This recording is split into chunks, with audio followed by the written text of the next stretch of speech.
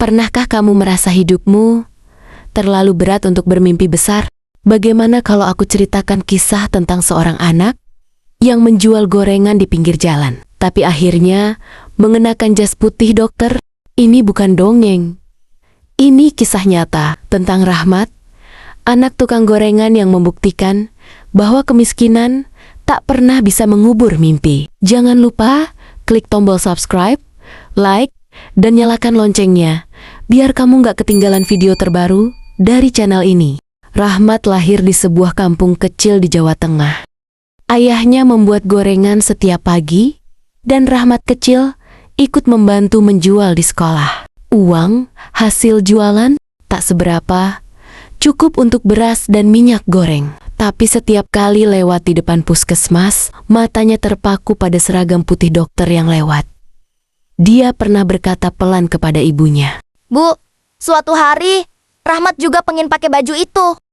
Ibunya hanya tersenyum, antara haru dan sedih, karena bahkan untuk membayar SPP saja, mereka sering menunggak. Setiap hari, Rahmat membawa kantong plastik berisi gorengan ke sekolah. Teman-temannya sering mengejek. Dokter gorengan datang." Kadang dia ingin marah, tapi setiap kali membuka buku pelajaran biologi, semangatnya muncul lagi.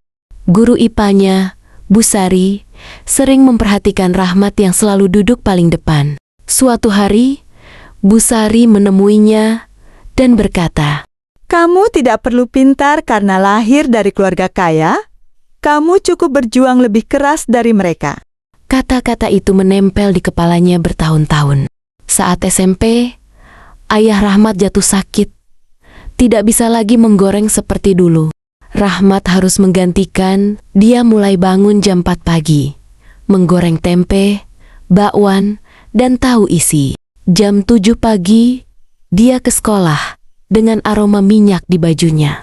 Kadang dia tertidur di kelas. Guru-gurunya tahu, tapi tidak menegur. Mereka tahu Rahmat bukan malas, tapi lelah berjuang. Suatu hari, uang tabungannya habis untuk berobat ayahnya. Dia hampir menyerah. Tapi malam itu, ibunya berkata sambil menggenggam tangannya, "Kalau kamu berhenti sekarang, semua lelah ini sia-sia, Nak." Itulah malam di mana Rahmat berjanji ia tidak akan berhenti, apapun yang terjadi. Rahmat belajar keras, bahkan sambil berjualan. Dia menghafal anatomi tubuh manusia sambil menunggu pembeli. Saat ujian nasional, ia mendapat nilai tertinggi di sekolahnya. Dan keajaiban datang, ia diterima di Fakultas Kedokteran melalui jalur beasiswa. Tangis ibunya pecah saat menerima surat itu. Mereka tidak punya uang untuk pesta. Tapi malam itu, mereka makan gorengan bersama sambil tertawa bahagia. Tahun demi tahun berlalu. Rahmat menempuh kuliah dengan penuh perjuangan. Kadang hanya makan nasi garam.